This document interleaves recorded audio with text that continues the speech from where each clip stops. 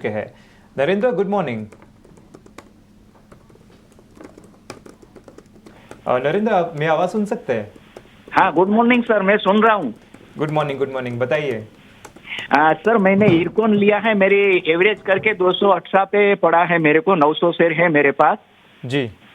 आप बोले उतने समय में रुक सकता हूँ, लेकिन अगर रखने लायक है तो, नहीं तो आप बोले तो मैं सेल कर दूँ। ठीक है, तो मतलब आप लॉन्ग टर्म भी रख सकते हैं।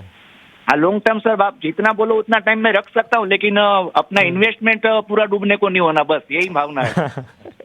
बिल्कुल, ये तो सबके ही ऑब्जेक्टिव रहते हैं। ठीक है गौरंग जी, आपके पास आना चाहूँगा। एयरकॉन पर इनकी खरीदारी है 218 के भाव से, हालांकि स्टॉक उसके ही आसपास ट्रेड करता हुआ नजर आ रहा है। हम देख रहे हैं कि इस साल स्टॉक ने अगर ऊपरी स्तर से देखें तो वहाँ से कुछ 50% गिर चुका था, यहाँ से थोड़ी सी रिकवरी आती हुई नजर आ रही है। इनकी बाइंग प्राइस भी एकदम ऊपर की नहीं, आसपास की है, तो वैसे तो काफ़ी गिरने के बाद खरीदा है। यहाँ से कितनी रिकवरी नजर आ सकती है, लॉन्ग टर्म तक रुक सकते हैं ये? गौरंग जी।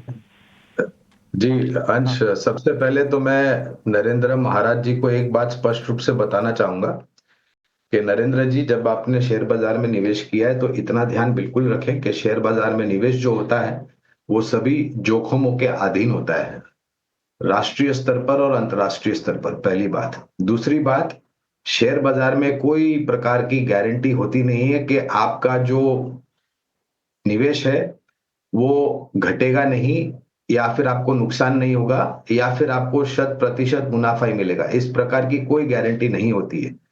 अगर आपको घबराहट होती है, भय लग रहा है, तो पहले तो आप आत्मचिंतन कर लीजिए कि पहले आपको शेयर बाजार में आना है या नहीं आना है, और फिर ये सोचिए कि आपके पास जोखिम झेलने की क्षमता कितनी है, और उसके आधार पर आप निवेश कीजिए और फिर मुनाफे का आप अनुमान लगा सकते हैं या उम्मीद रख सकते हैं।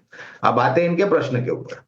तो देखिए, रेलवे से जुड़ी हुई कंपनी है, और अभी जब प्रोग्राम की शुरुआत में मेरे ख्याल से बात हो रही थी तो मैंने एक बात बताई थी कि आपको रक्षा क्षेत्र और रेलवे क्षेत्र से जुड़ी हुई कंपनियों में निवेश करना है तो आपका नजरिया 3 से 5 साल होना चाहिए, क्योंकि इतना समय लगेगा इन कंपनियों को, जो कि भारतीय रेल और भारतीय रक्षा से जुड़ी हुई है, उनको प्रदर्शन बेहतर लाने के लिए, नतीजों में सुधार लाने के लिए, और फिर उसका रुझान शेयर के दाम में आने के लिए। तो हमें तो रेलवे क्षेत्र और रक्षा क्षेत्र अच्छा लगता है। मैं इरकॉन इंटरनेशनल पर स्पेसिफिक टिप्पणी इसलिए नहीं कर रहा हूं क्योंकि कवरेज नहीं है, लेकिन हाँ, ये दोनों क्षेत्र काफी अच्छे हैं। लेकिन फिर से आप ये निर्णय कीजिए कि आपके पास जोखिम झेलने की क्षमता कितनी है, और शेयर बाजार में कोई गारंटी नाम की चीज नहीं होती।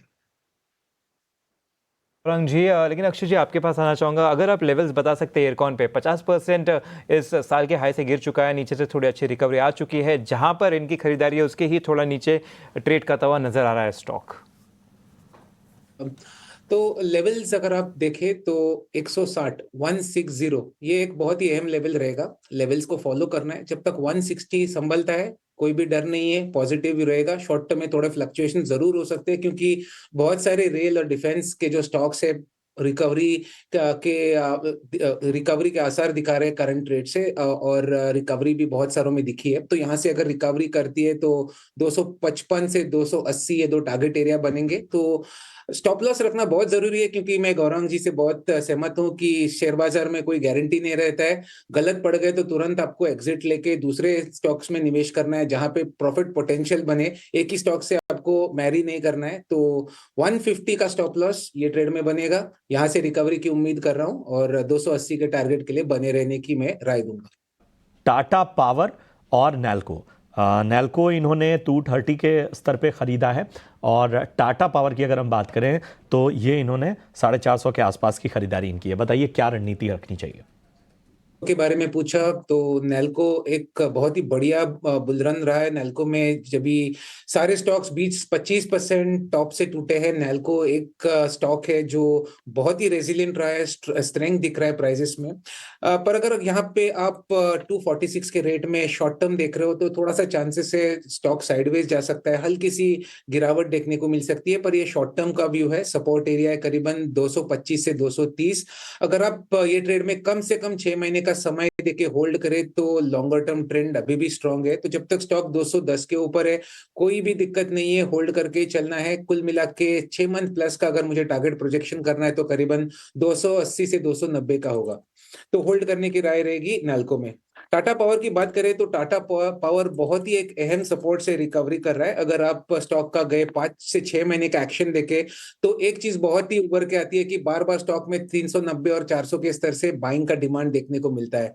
इस बार भी हमने सिमिलर पैटर्न देखा है, और जब भी ये 390 400 से उछला है तो मिनिमम 70 से 80 रुपए तो उछला ही है। तो आपको होल्ड करना है, नई बाइंग करनी है तो भी बाय कर सकते हैं। 370 का स्टॉप लॉस बनेगा और स्टॉक रिकवर होगा तो यहाँ से आपका 6 महीने का टारगेट 470 से 480 का बनेगा।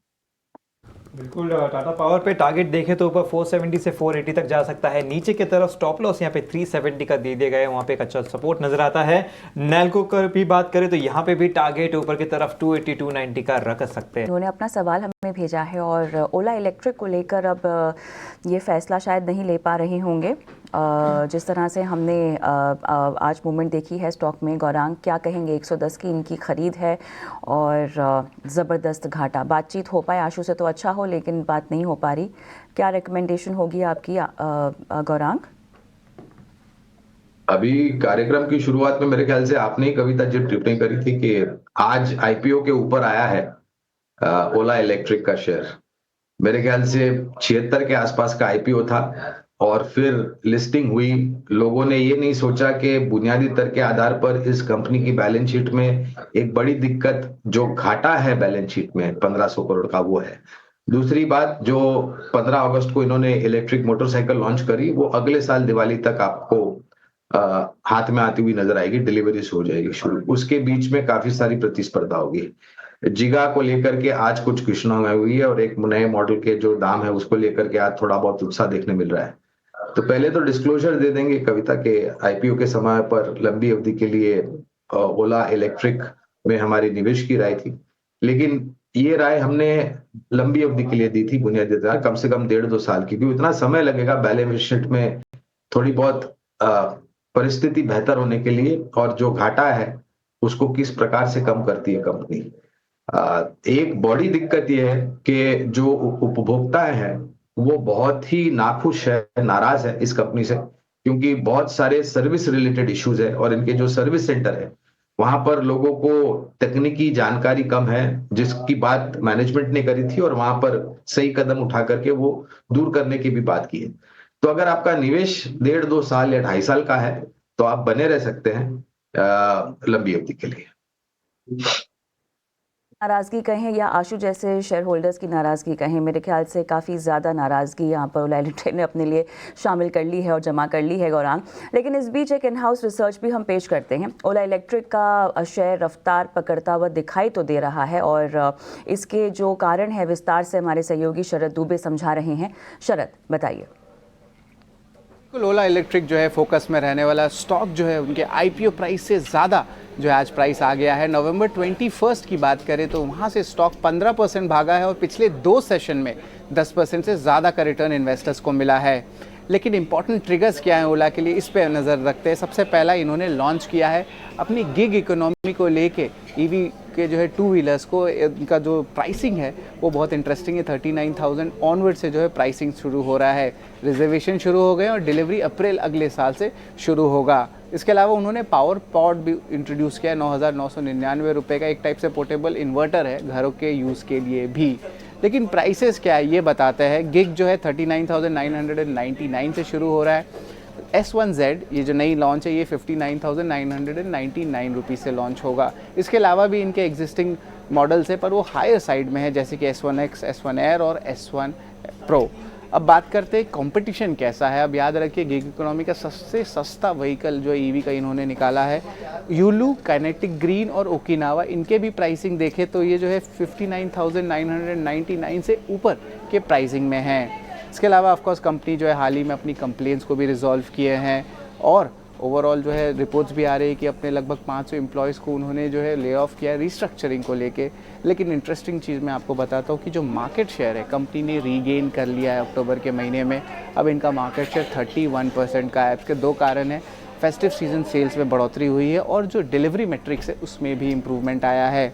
बजाज ऑटो, टीवीएस मोटर, एथर एनर्जी के जो मार्केट आप बात करते हैं कि ओवरऑल मार्केट शेयर क्या है, तो वो लगभग 26 से लेकर 12% तक अलग अलग रेंज पे जो है मूव करते हैं। इसके अलावा ब्रोकिंग हाउसेस का भी बुलिश नज़रिया देखने मिला है। रिसेंटली जो है सिटी ने इनिशिएट बाई किया है और जो टारगेट प्राइस रखा है 90 रुपये प्रति शेयर का रखा है और बाकी भी फॉरेन ब्रोकिंग हाउसेज जैसे कि HSBC, गोल्डमैन सैक्स, इन्होंने भी लंबे अवधि के लिए जो है टारगेट प्राइस भी दिया है। 137 गोल्डमैन सैक्स ने दिया है और HSBC ने 110 रुपीज़ पर शेयर दिया है। तो ये अहम पूरी जो गाथा है ओला इलेक्ट्रिक की है।